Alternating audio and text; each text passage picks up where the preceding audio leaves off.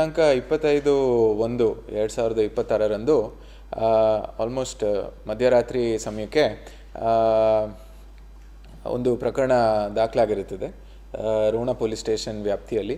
ಈ ಪ್ರಕರಣದ ಸಾರಾಂಶ ಏನು ಅಂತ ಹೇಳಿದರೆ, ರೋಣ ತಾಲೂಕಿನ ತಹಸೀಲ್ದಾರ್ ಆದಂಥ ನಾಗರಾಜ್ ಕೆ ಅವರು ಬಂದು ಒಂದು ಕಂಪ್ಲೇಂಟ್ ಕೊಟ್ಟಿರ್ತಾರೆ. ಕಂಪ್ಲೇಂಟನ್ನು ಏನು ಹೇಳ್ತಾರೆ ಅಂತ ಹೇಳಿದರೆ, ಇಬ್ಬರು ವ್ಯಕ್ತಿಗಳು, ಒಬ್ಬ ಹನುಮನ್ ಚಲವಾದಿ ಮತ್ತು ಇನ್ನೊಬ್ಬ ಶರಣಪ್ಪ ಅಂತ ಹೇಳಿ ಇಬ್ಬರು ವ್ಯಕ್ತಿಗಳು ಕೂಡ ಬಂದು ಅವ್ರ ಮನೆಯಲ್ಲಿ ವಿತೌಟ್ ಪರ್ಮಿಷನ್ ಟ್ರೆಸ್ಪಾಸ್ ಮಾಡಿ ಅವ್ರ ಮೇಲೆ ಹಲ್ಲೆ ಮಾಡಿರ್ತಾರೆ ಅಂತ ಹೇಳಿ ನಮಗೆ ಒಂದು ಕಂಪ್ಲೇಂಟ್ ನೀಡಿರ್ತಾರೆ.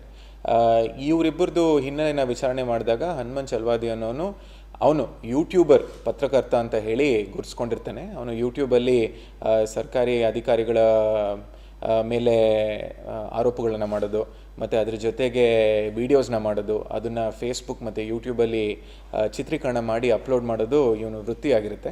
ಈ ವಿಚಾರಕ್ಕೆ ಸಂಬಂಧಪಟ್ಟಂತೆಯೇ ಹಳೆದೊಂದು ಕೇಸಲ್ಲಿ ಇವನಿಗೆ ನಮ್ಮ ತಾಲೂಕು ದಂಡಾಧಿಕಾರಿ ಆದಂಥ ತಹಸೀಲ್ದಾರ್ ಆದಂಥ ನಾಗರಾಜ್ ಕೆ ಅವರು ಒಂದು ಪ್ರಿವೆಂಟಿವ್ ಸೆಕ್ಷನ್ ಅಡಿ ಬಾಂಡ್ ಓವರ್ ಕೂಡ ಮಾಡಿರ್ತಾರೆ.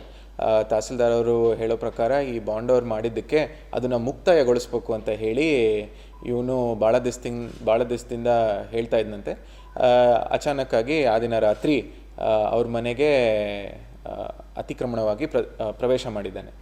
ಈ ಒಂದು ವಿಚಾರ ಸಂಬಂಧಪಟ್ಟಂತೆ ನಮಗೆ ಕಂಪ್ಲೇಂಟ್ ಕೊಟ್ಟಿದ್ದ ತಕ್ಷಣ ನಮ್ಮ ಅಧಿಕಾರಿ ಅವರಿಗೆ ಬಂಧನ ಮಾಡಿದ್ದಾರೆ. ಈಗಾಗಲೇ ಅವರಿಗೆ ಬಂಧನ ಮಾಡಿ ನ್ಯಾಯಾಂಗ ಬಂಧನಕ್ಕೆ ಒಳಗಡೆ ಪಡಿಸಿ ಇನ್ನು ಅವರು ಈಗ ಜುಡಿಷಿಯಲ್ ಕಸ್ಟಡಿಯಲ್ಲಿ ಇದ್ದಾರೆ.